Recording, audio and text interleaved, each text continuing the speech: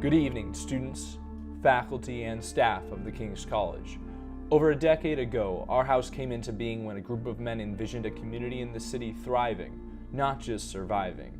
Yet the history of our house is always a story unfinished, with its trajectory defined by each generation. Our history need not be idealized. Our difficulties, differences, and failures have defined our identity just as much as our capacity to succeed. Who are we? We are the House of Sir Winston Churchill. Houses are not homogeneous. They are comprised of individuals, each with their own identity and character that shape the house. In understanding the history of the House of Sir Winston Churchill, the greatest mistake would be to say that any one Churchill is a typical Churchill.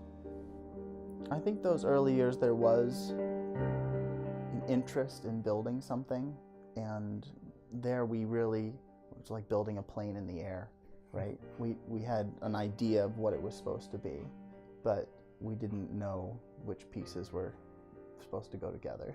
Noah was a part of Churchill's founding generation. He and his fellow House members had the task and the burden of setting the foundation for what the House would later become. We wrote the core values of the House of Churchill, and we defined what they were, and then really planned and thought through what we wanted the house to look like. You know, setting the mission statement and the foundation. It is easy to forget that houses are led by people often no older than 20, and are tasked with shaping the character of their peers during their most formative years. I would say it was a lot of the house competitions, because in the absence of house traditions, that was what we did, and that was what we shaped ourselves around. So there's a lot of adversity in that. A lot of feeling like we maybe wouldn't be able to rise to the challenge, but if everybody chipped in, it was sort of the expectation that we would, and we did. The history of Churchill, much like the history of any house, is not defined just by triumphs and success. Right before interregnum, and he just said, you know, guys, it's great that you want to have fun, and it's great that you guys are silly and joking about everything, but one of our house values is excellence, and you know, we can be Churchill after the competition and laugh about it and be funny, but we also got to be Churchill during the competition and before the competition. Every house, from the exec team members to the students, must contend both with the challenges they faced and their failures. I wish I'd been more attentive to the needs of my house. I think I was torn between, you know, some of the other things the school had to offer. Of course, classes were brutal sometimes, so it took time there. And one of my regrets is not spending the unplanned time. During the period while Andrew attended King's, Churchill was experiencing the growing pains of developing as a house. It was sort of a place of constant change, but it's hard to say that it went from point A to point B. You know, we had 3 or 4 different phases of presidents, school presidents over the time period. Expanded into new space. I think it definitely got a better sense of clearly going to endure for time as I was there, but there was still a lot of flux when I left even. The House of Churchill of 10 years ago and the King's College at large would be unrecognizable to students of today. The nice thing was going to the Empire State Building every day, you felt more professional dressing up, and we wanted to have an excuse for wearing bow ties. So, and then the following year, my second year as president, there was even more change. We got more involved at the front end with bringing people into the house. We actually had this induction ceremony that we did. It was probably considered hazing at the time, so we put the kibosh on some of the practices that we did. The drive to become better men and the commitment to overcoming adversity through excellence has never changed and has bound each generation of Churchill together. There was an atheist speaker that came one year, and she gave an excellent talk, and afterward, the conversation was opened up. People could ask questions. And there was a lot of disrespect, sad to say. There was a lot of disrespect coming from the student body toward her. Just kind of glossing over her opinions because, you know, she didn't believe what we did. After that conversation, the current president, Dylan Tinney, sent an email to the House. And he said, guys, I'm not blaming anybody, but there's something you need to remember to be a man. Speak your opinion, speak it well, but don't be an ass. And I think Churchill has not done that perfectly, but I think there are many instances of taking that to heart. In David Leedy and Anthony Bradley, Churchill has been blessed with some of the most active advisors at the King's College. More seriously, one thing I really like about the house is a lot of what Anthony Bradley has brought to it.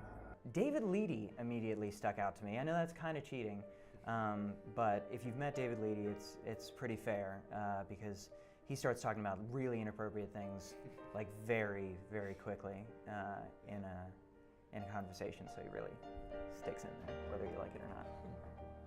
It is hard to put into words just how much they have done for this house. No challenge has persisted longer for Churchill than the failure to sustain academic excellence across the House. While Churchill won GPA competition 1 year, it has since remained an elusive goal. You know, others, it seemed like the academics came easily too, but to our house, we had to work at it. But that, I think, characterized our house more than anything, was this idea of working and working together towards something. And it was hard on morale within the house, especially if a favorite person would leave. Yeah, I think that's just an example of when the guys are too flippant about something. And the more that happens, I'm sure the easier it is. But then you get guys that speak to areas like that and can try to rally it. For many at King's, the first impression of Churchill comes at drama comp. If there was a time, it was probably the milk skit of Fall Retreat. Don't know if you're familiar with it, but it was a big sort of first victory for the house. The theme of Interregnum that year was difficulty. And basically it had to be the entire house because there weren't that many guys. We built a human pyramid and poured milk on ourselves. So it was a lot of fun. Also, there were female parts written into the performances, and it's a male house, so guys in dresses. No matter the graduation year, every member of the House has an understanding of what it means to say, Churchill till I die. We did Churchill till I die very quietly and respectfully right before I walked up the aisle.